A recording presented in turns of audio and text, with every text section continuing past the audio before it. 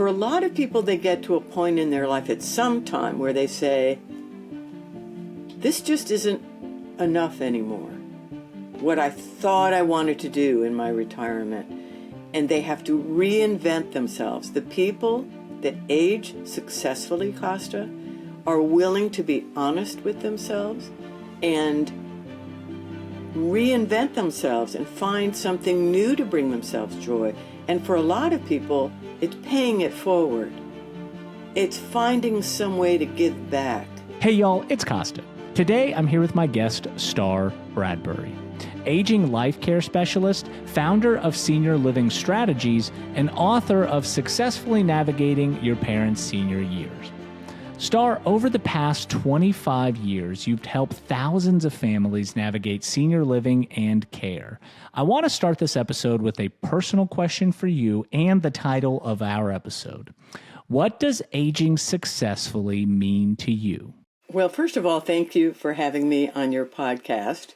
It's obviously a topic I am passionate about and wrote an entire book about. So it was a little confronting when I had to sort of stop and say, well, what does it mean to me personally? But I'm no different than anybody else. I mean, I want to reassure your viewers that I follow my own advice, and I think that's important. So what do I think it means to age successfully? I would have to sum it up by saying developing a plan, a solid plan, but a plan that's well thought out, that addresses the challenges that you will inevitably face as you get older, but it has to be flexible and resilient. And as simple as that sounds, based on my 24 years in senior living, it is not as simple as it sounds. And a lot of people fail to really make a very strong plan and look at what, let's call it the buckets or the pillars. I have 5 pillars, we'll get to that, that you can look at when you're trying to assess whether you have a good plan and if it's flexible enough. Did you decide to write this book from personal experience? Was it just because you worked in the industry for so long? No. I have so much personal experience, and I sadly, although you can tell that I have a bit of a sense of humor here. Sadly, I will say I learned just as much about what not to do and what doesn't work from my personal experience. In some ways, even more than my professional experience, Kosta. My parents divorced when I was fairly young, in my teens, and remarried. So I had a stepmom and a stepdad. My father and stepmom lived in New York City. Not exactly a friendly place to age in, by the way. True. And my other set of parents, my mom and stepdad, lived in Fort Lauderdale, 6-7 hours away from me. And I watched them make decisions, and let's throw in my husband's parents too. And so I watched family members and loved ones make decisions that in some cases were disastrous, really, truly, and sad, and preventable. Did not have the outcome, and preventable. And also some mistakes I personally made. Let's not leave me out of it, okay? You know, looking back, I look at some of the things that I really could have done that would have made a difference. For example, let me just, throw myself out there. Sure. Please. In my chapter on long distance caregiving, I have a long list of things that I wish I'd known, could have done myself, since I was so far away from my father. And one of those would be get to know the neighbors. Get their information. Get their phone numbers. Great point. Have a list of the support team that exists or doesn't, okay, for your loved ones, your parents that might be in another state. So I had a lot of personal experience. I mean, I include a lot of those stories in the book, and I'm sure people go, really? Could all of these things happen to this author? The answer is, oh, yes. And I could have written a lot more. I mean, Stepfather Baker acted. I mean, I am sure that people who are either thinking very hard about this topic or are in this topic, which I know reading your book once you're in crisis is kind of too late, but I'm sure that there's a lot of people that read it and resonate with the detailed approach that you take. And we talked a little bit about, obviously, the length of your book and how comprehensive it is, and I think that's important. It matters. It does. So, well, because Star, it's a long arc. Yeah, right. So, Star, one of my favorite sayings in business and life is if you can't measure it, you can't manage it. What are a few measurable ways we can gauge how well we're planning for our life after 65 and evaluate if we're on the right track? Also a great question. And I think it really helps to have something to measure against. And I talk about something that I refer to when I sit down with families, and my niche is helping people to plan to age successfully. I say, let's look at what I call the 5 pillars of aging successfully. And the first question is, where do you want to age? For example, 90% of people 65 and over, it's probably even higher, say, well, I want to age in place. And what I always say, making a statement, Kosta, like, I'm going to just age in place, which means staying in your home. That means right. I'm going to just stay in my home. I tell people, that is a statement. That is not a plan. There's a lot of planning that needs to go into aging well and successfully in your home. So that's pillar number 1. And under that is sort of location, the second part of my book. Are you going to age in place? Are you thinking about moving? And if you are going to move, what would a solid criteria be that you checklist that would help you evaluate whether the decision to move was met all the pluses for a livable city for seniors, or closer to good health care, or closer to an adult child who's, as I like to say, willing, able, and capable of being on your support team. Okay, yes. Maybe they are, maybe they're not. So that's a big pillar. Where am I going to age?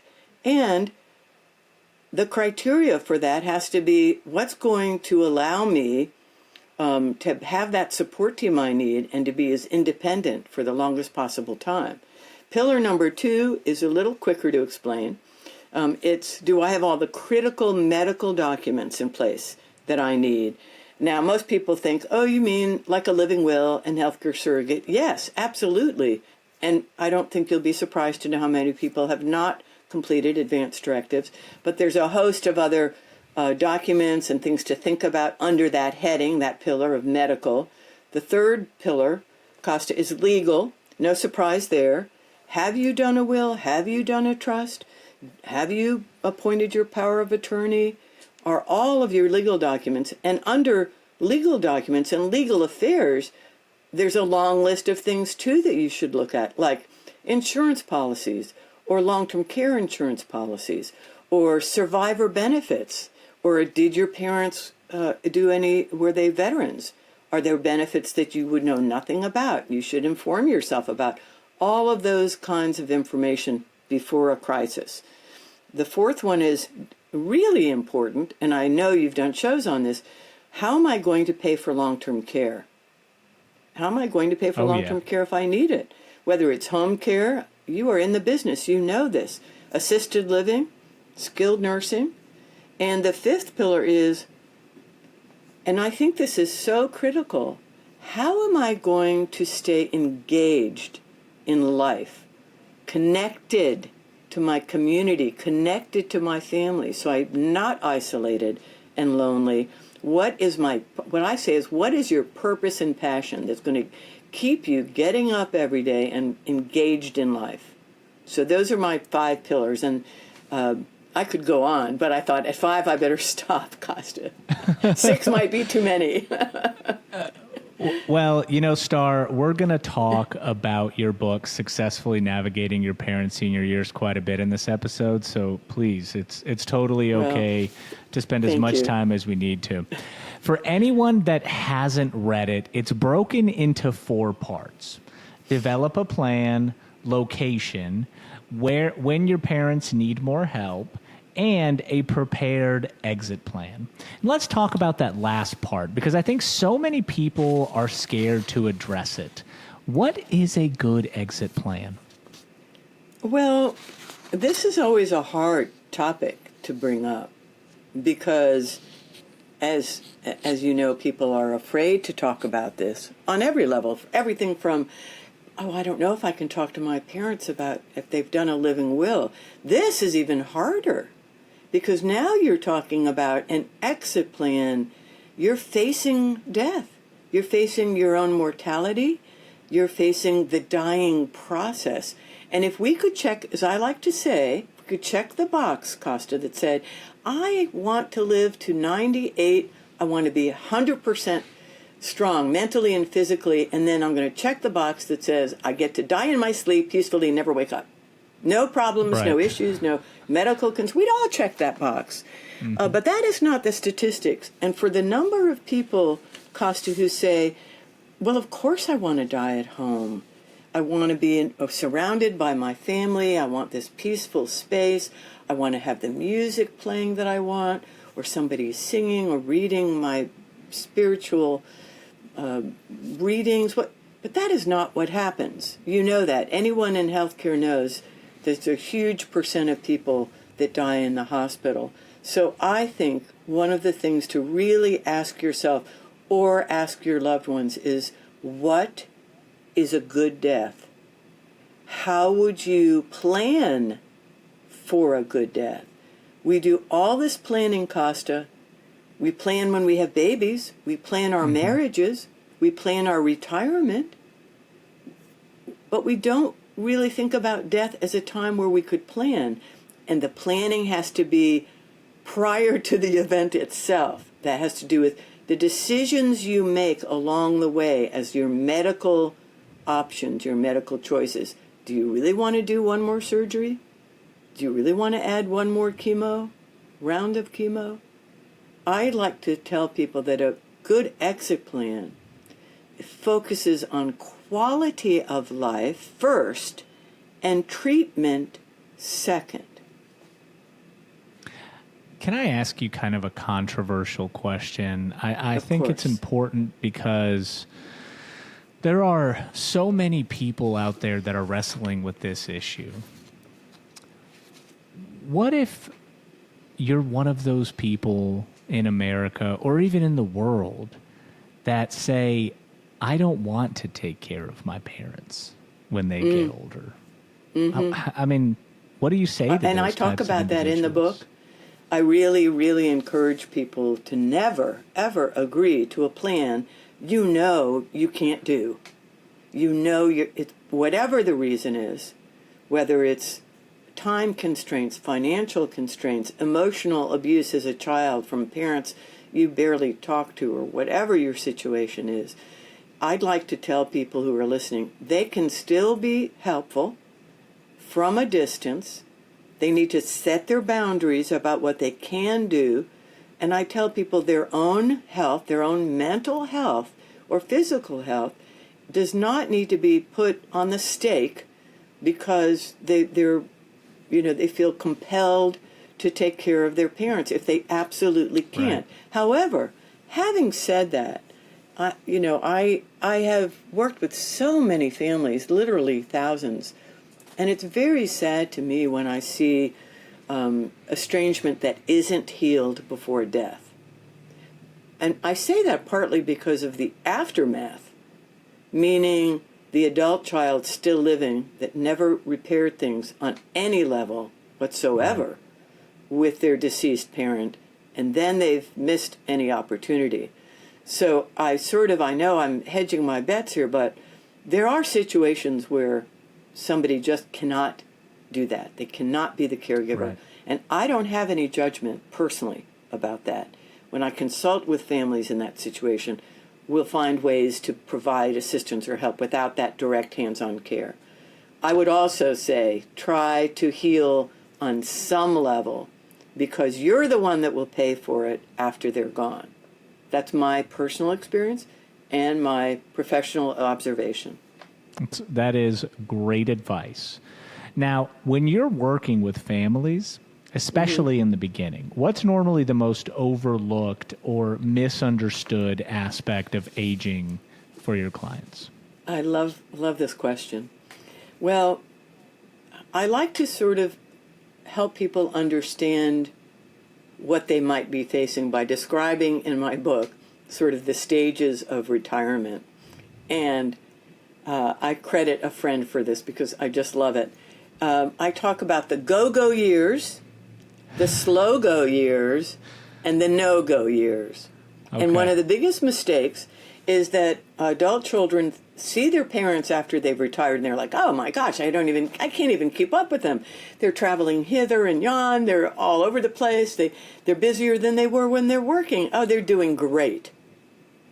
And so they don't anticipate that they're going to transition at some point out of the go-go years into the slow-go years or the no-go years. And nobody says that you can't go straight from go-go to no-go. Right? Mm-hmm. So right. People will tell me, oh, my dad was golfing 5 times just last week. How could he have gone downhill so fast? I just never saw it coming. Well, I like to tell people that are trying to prepare themselves, it is not if, Kosta, it is not if your parents are going to need help. If they're lucky enough to live long enough, it's the when. When right. Are your parents going to need help? To what degree? How are you going to be able to support them? And that's one of the things that people overlook. And the other one that I just have to throw in here is everyone underestimates the cost of long-term care. They're so confused. You know yourself, you've had families say, but I thought Medicare paid for home care. I thought Medicare paid for assisted living. Doesn't it pay for... I thought Medicare, doesn't it cover skilled nursing? And the answer is no, no, and no. And they don't know what it costs.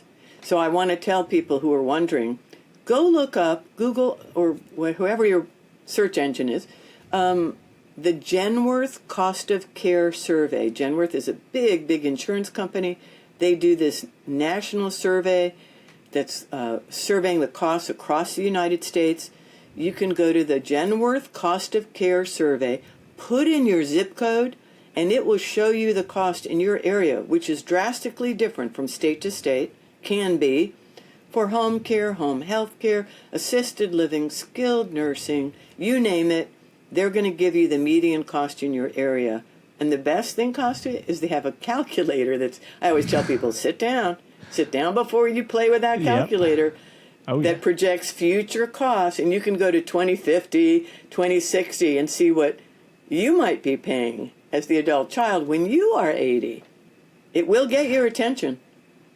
And I think what people don't recognize is as labor prices go up, so as people get paid to, higher wages to work in fast food, if people get paid higher wages to work in retail, if people get higher wages to work in manufacturing and whatever it might be. I mean, caregiving and the caregiving agencies, they're not like a unicorn, that just always keep their prices at, affordable rates. Everything goes up. Yeah. And at some point, and I will say that we are in a very precarious position right now. Now, I'm going to try not to go off topic here, but we're in a very precarious position right now because we have almost priced ourselves out of reach for a lot of Americans, if not most of Americans. And Correct. And that is a scary proposition for a lot of families because I'll tell you, in the next 6 or 7 years, we're going to have more people that need long-term care, even in the next 3 years, to be totally honest with you. Baby boomers are coming. Yeah, right. The silver tsunami. Mm-hmm. Well, and I'll tell you, so the statistics behind it, I've said this a number of times on the show. There's 2 things that you said that I want to say, I just want to repeat. Number 1, Medicare doesn't pay for long-term care, so we just need to say that because that's a mantra on our show. Or assisted living. Correct. Or assisted living or nursing home stays more than 100 days. So now that we got that out of the way, the second thing is individuals that were born between the years of 1946 and 1964, the baby boomer generation, is the second largest population subset in the United States, and it's only behind millennials by like a couple million people. So it might as well be the largest or close or tied as the largest. When you turn 75, between 75 and end of life, and that can range differently for most people, but you have about an 80% chance of needing long-term care. Long-term care. So exactly. It's an inevitability. And the first baby boomer that was born in 1946 turned 75 in 2021. So we're in it, And so I think that people... We're in the thick of it. Exactly. And people really need to understand that if they're not considering this planning, this long-term care planning, that they are going to find themselves, like you said, my dad was playing golf 5 days a week last week, and he had a serious medical event, and now he needs significant care, right? So, and that is so why I was so compelled to write this book, to really help people understand the consequences of no plan. Then you start to lose. Now you're making ill-informed, uneducated decisions. Half the people I have talked to don't even understand the difference between home care and home health care and who pays. I address that in the book. They don't understand assisted living or who would be accepted or not accepted into assisted living and what kind of licensing might be absolutely critical to their parent's future or to not having to move their parent again. And really, honestly, I don't expect people to know, but I do expect people to accept that they can educate themselves ahead of an inevitable crisis and curveball and be far more prepared to both advise or jump in if needed or sit down and have these kinds of conversations way, way ahead of time, much earlier than you might think. Star, do you think there is a difference between what we think we want and what we actually want as we get older? And what does that differentiation usually look like? Well, I do think there's a difference. And I don't know that you would be aware of this unless you've been in senior living for 25 years. So in that time frame, I've watched, as I said, thousands of families make decisions and make plans or not make plans and what those consequences are. But if you ask me what's the difference between what people think they want and then what they actually discover when they're in that aging process, I can't tell you, Kosta, the number of times I've had people say, well, after golfing for 10 years, I'm sick of it. And I never thought I'd say that. I thought when I retired, I was so excited about golfing or tennis or pickleball or traveling or something that they thought that gave them so much joy doesn't cut it anymore. And that's why pillar number 5 is what is your passion, what kind of legacy, and for a lot of people, they get to a point in their life at some time where they say, this just isn't enough anymore. What I thought I wanted to do in my retirement. And they have to reinvent themselves. The people that age successfully, Kosta, are willing to be honest with themselves and reinvent themselves and find something new to bring themselves joy. And for a lot of people, it's paying it forward. It's finding some way to give back. It's volunteering somewhere in your community. It's making a difference. Maybe it's to children, going to school and reading to children, or maybe it's the homeless, or maybe it's your place of worship, some organization within your church or synagogue or your mosque, or maybe it's reassessing your values in this post-retirement phase. Does that make sense? It does. And I'll tell you what's interesting when you say legacy. I think it's more about legacy and honestly than anything else in terms of purpose, in terms of fulfillment. I think that we have superpowers at every stage in life. And I love that. I don't mean and I don't necessarily mean to stereotype. You know, I know that obviously, like you were saying before we started the show, the largest demographic in the United States at this time are people that is growing are people between the ages of 90 and 100. 90 So 100. and we've met some 100 year olds that are, you know, still kicking and they're still in the go-go phase. That's right. I have. Right. I have seen it, and it's awe-inspiring. Exactly. And so I think that, like, you need to embrace what you bring to society. And so a lot of people, when they look at retirement, I am obviously a little ways away from retirement, so I am not going to feed into my bad habit of telling people that are in retirement what retirement is about. But I'm just saying, in terms of my perspective, I would say that we are never done giving back to society, and we do our best work and live our best lives when we're giving back and when we are essentially using our superpower. And that's essentially what you just described. So, well, I really believe that, and I've watched it. I've watched it for many years as I worked in senior living. So I worked in one of the top life care communities in the country for 18 years. Wow. I ran an assisted living facility. I ran a memory care facility. I had the opportunity to watch a lot of families, a lot of situations, and I was keenly interested in what is this factor? What are the factors that go into aging successfully? It's a willingness to reinvent yourself and reconnect to your values and live them. That's why I wrote the book.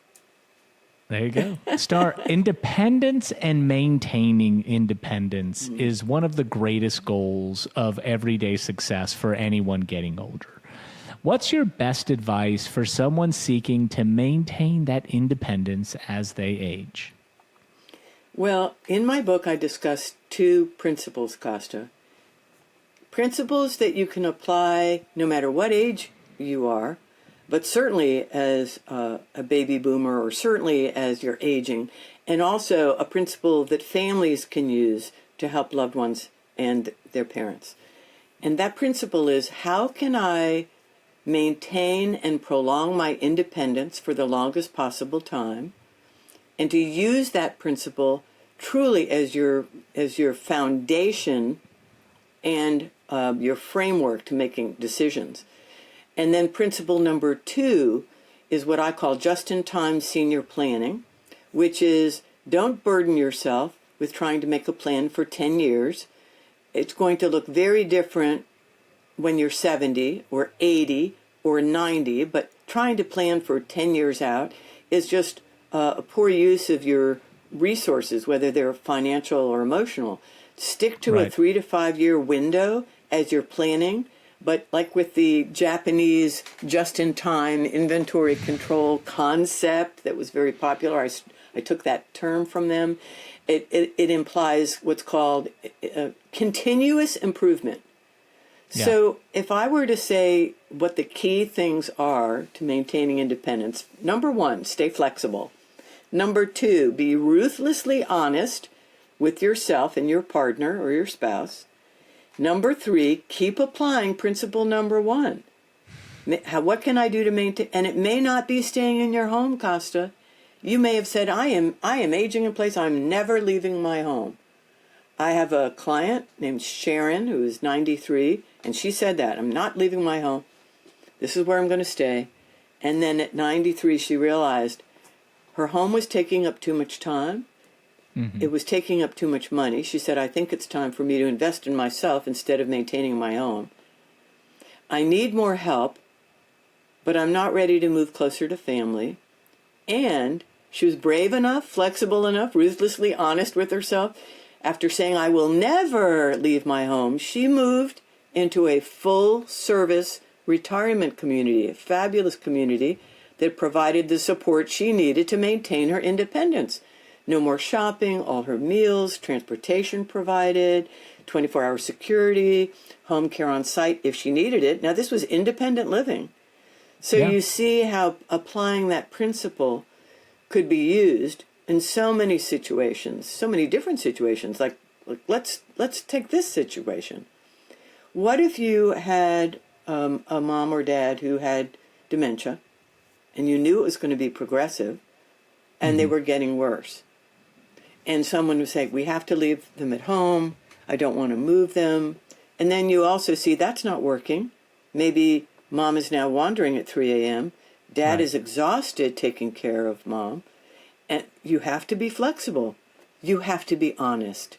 You have to step back and say, what decisions can we make that will maximize independence for the caregiver, dad, who's going to end up in the hospital if he keeps trying to take care of mom?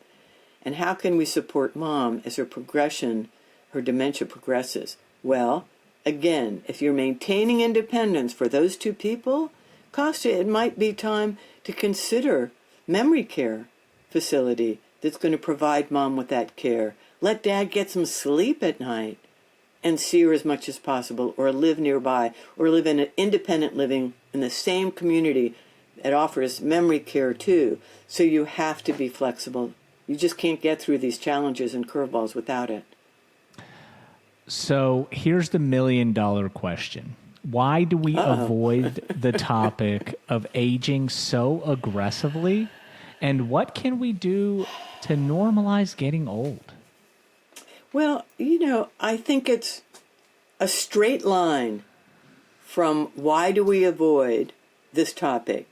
And the straight line is to fear of death, fear of dying, fear of getting, and some people have said, it's not dying I'm afraid of.